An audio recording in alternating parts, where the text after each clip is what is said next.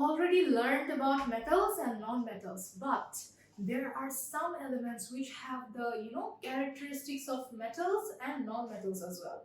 So they're like they are in a very contradictory situation. Sometimes they act like metals, sometimes they act like non-metals. So this characteristics of them, okay, that leads them to a different type of thing, and they are called submetals. Okay, so here you can see they are called submetals. So there are these are the six submetals usually. So they're the elements which sometimes act like metals and sometimes act like non-metals. They're called submetals. So there are several submetals, and here I have shown some.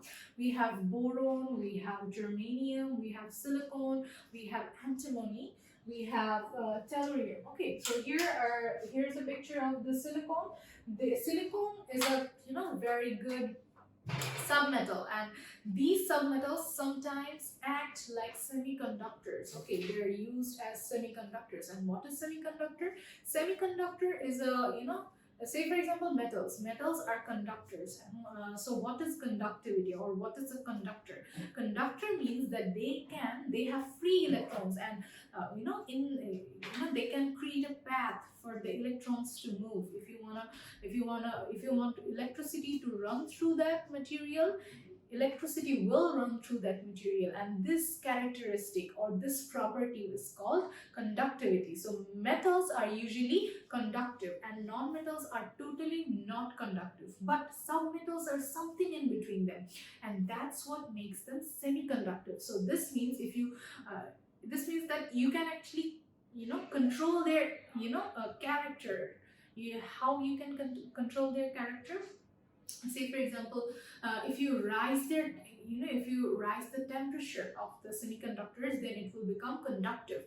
If you lower the temperature, then it will become non-conductive. So this is the property, it's something in between. That's what makes it a semiconductor. So submetals are usually semiconductors.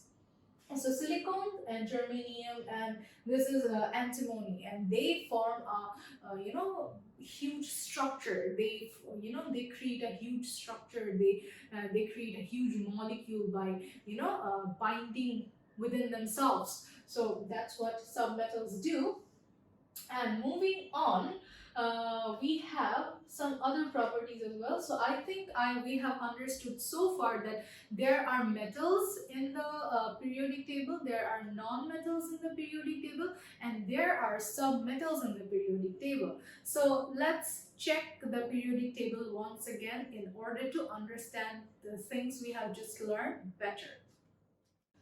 So here's the periodic table we have. So here you can see that they are called alkali metals. From left to right, as you start to proceed, the metallic properties start to decrease and the non-metallic properties start to increase. Okay, so they are they are really non-metals. See, they're halogens and they're non-metals. These are also non-metals, and these they are called